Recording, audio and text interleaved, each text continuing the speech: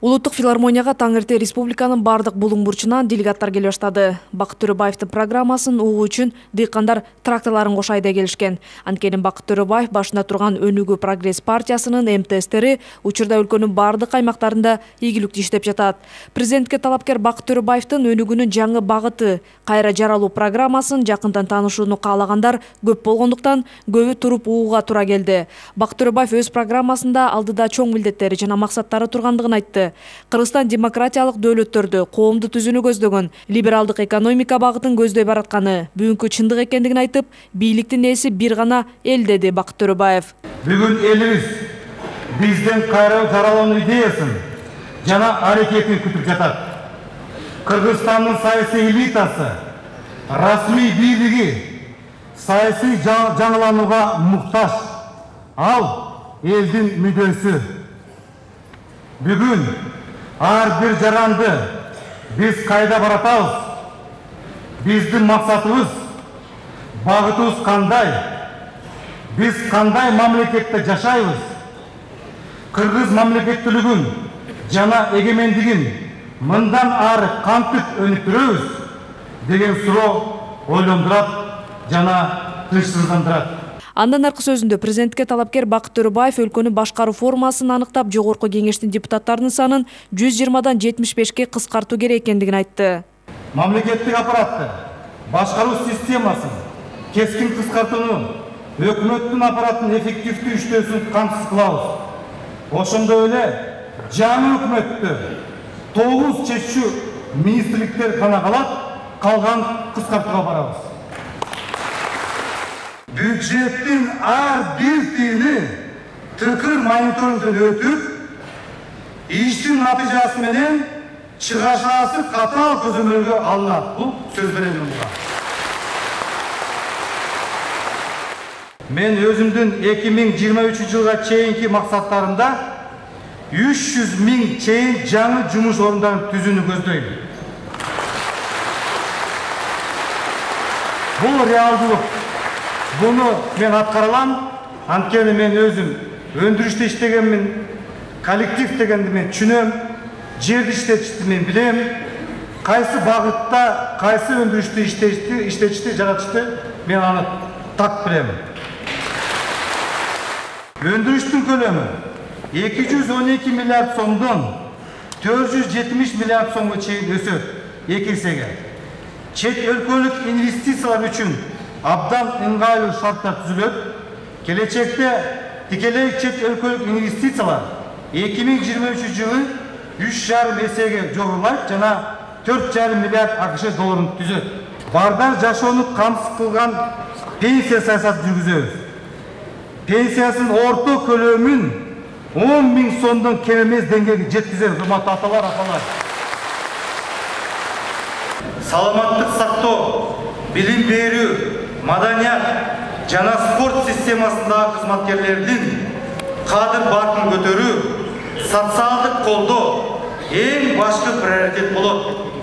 Алардын айлык майнасын 25 миң сомдон кем эмес деңгээлге жеткиребиз. Акыркы 26 жылдын ачуу чындыгы көрсөткөндөй, эл алдында жооп бербеген, элдин көзөмөлүндө болбогон бийлик эч качан эл үчүн иштебей тургандыгын айтып, бул маселени туура чечүүнүн жолу бул бийликтин 3 бутагын тең, элдин атынан көзөмөлдөп, жоопкерчилигин сураган, элдик курултай институтун ишке киргизе тургандыгын билдирди.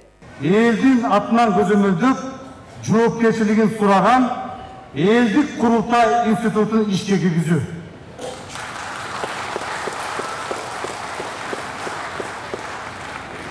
Демек, биз дүйнө элине кошулуп, дүнүнөн айтып жүргөн демократиянын нукура көрүнүшү, элдик чечимдин үстөмдүгү дагы ушу элдик курултай.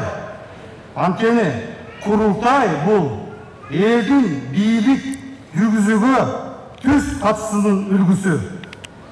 Биз бул максатты ишке ашырабыз. Элдик курултай чыныгы элдик көзөмөлдүн институту катары 2 жылда бир жолу өлкө президентинин аткарган иши тууралуу маалыматын угат жана ага өз баасын берет.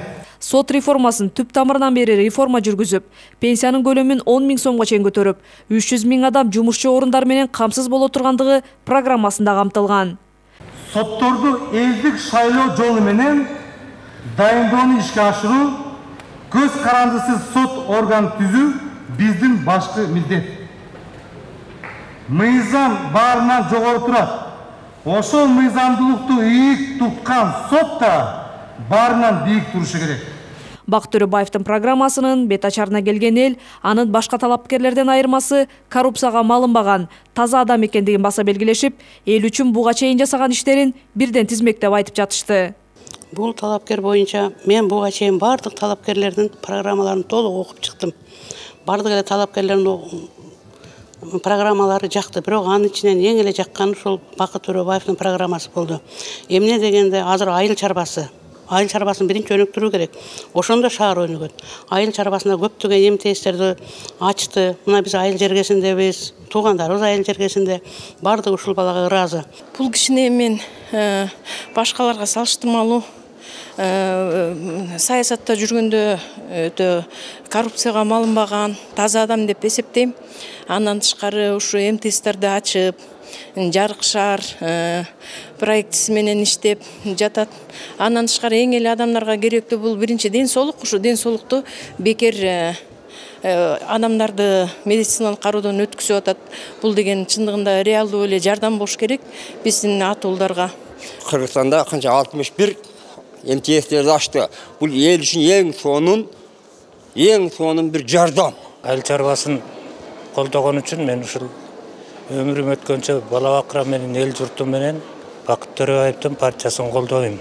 Сөзүнүн аягында президентке талапкер Бакыт Төрөбаев эгерде биз бир максатка умтулуп, тилектештер, санаалаштар, боордоштор катары бир тилекте, бир ойдо, бир үмүттө болсок, сөзсүз жеңебиз. Өлкөнүн кайра жаралуусу эң оолу өзүбүздөн башталарын эстен чыгарбайлы деп билдирди. Ал эми Бакыт Төрөбаевди колдоп келген миңдеген адамдар эл камын ойлогон, өлкө лидери бир гана Бакыт Төрөбаев экендигин бир ооздон билдиришти.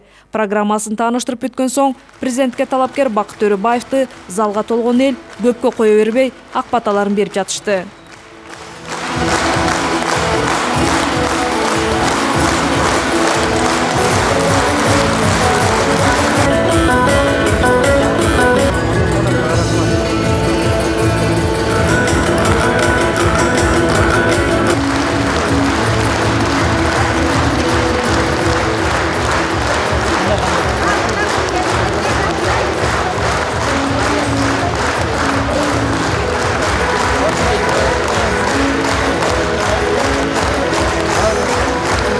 Бакыт Төрөбаевдин өнүгүүнүн жаңы багыты кайра жаралуу программасын колдоп чыгып сүйлөгөндөр өлкөнүн өнүгүшү, экономиканы бутка тургузууда карапайым элдин мүдөөсүн аткара турган иштер дал ушул программада камтылгандыгын белгилешти. Баарыбыз тең 15-октябрда келип, туугандарыбызды ээрчитип, досторубузду ээрчитип, баарыбыз ушу бирдей келип, ушу бакыт эгечибизге добушубузду берип, келечектеги президентибиз болсун деп туруп 15-октябрда келене. Президентке талапкер Бакыт Төрөбаевдин программасын көпчүлүк саясий талдоочулар, экономисттер колдого алышты. Анткени программанын өзөгүндө мугалимдердин, медицина жана маданий кызматкерлердин айлык маянасын көтөрүү, ошондой эле бюджетти 3 эсе, өндүрүштүн көлөмүн 2 эсе жогорулатуу максаттары конкреттүү сунуштар менен берилген. Эгер бул программанын реалдуу ишке ашуусун өлкө жарандары кааласа, анда күчтүү лидер, беделдүү саясатчы, өндүрүшчү, жаратман Бакыт Төрөбаевдин талапкерлигин бир добуштан колдого алышат дешет саясатчылар.